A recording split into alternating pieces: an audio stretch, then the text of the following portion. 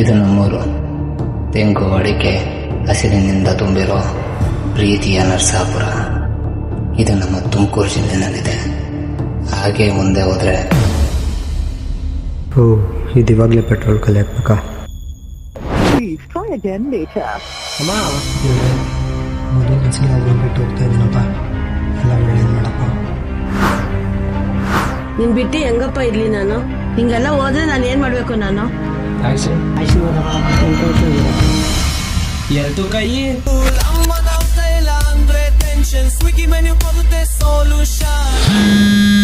ನಿನ್ ಬಿಟ್ಟು ನಾನು ಎಲ್ಲೂ ಹೋಗಲ್ಲಮ್ಮ. ಕೆಲ್ಸದಲ್ಲಿ ತಿಂಗಳಿಗೆ ಎಷ್ಟು ದುಡಿತೀರಣ್ಣ? ಡಿಗ್ರಿ ಮಾಡಿರೋ ನಂಗೆ 20,000 ಸಂಬಳ, ನಿಂಗೆ 20,000 ರಿಂದ 25,000 ಇರೋ ಸಂಬಳ ಬೇಕಾ? ಫೋನ್ ಮಾಡೋಣಂದ್ರೆ ಯಾವನೂ ಹಾಕಲ್ಲ. ಬ್ರೋ ಏನಾಯ್ತು? ಟೈಮಿಗೆ ಯಾವನಂದ್ರೆ ಯಾವನೂ ಆಗ್ತಾ ಇಲ್ಲ. ಹೌದಾ? ನನ್ನ ಹತ್ರ ತಿಂಡಿಗೆ ಒಂದು 150 ರೂಪಾಯಿ ಐತೆ, ತಡಿ ಕೊಟ್ಟೆ. ನಾವು ಕಷ್ಟದಲ್ಲಿದ್ದಾಗ ದೇವರು ಮನುಷ್ಯರ ಹೊತ್ತಲ್ಲಿ ಬಂದು ಸಹಾಯ ಮಾಡ್ತಾನೆ ಅನ್ನೋದಕ್ಕೆ ಇದೇ ಉದಾಹರಣೆ. ಹಿಡ್ಕೊಳ್ರಿ.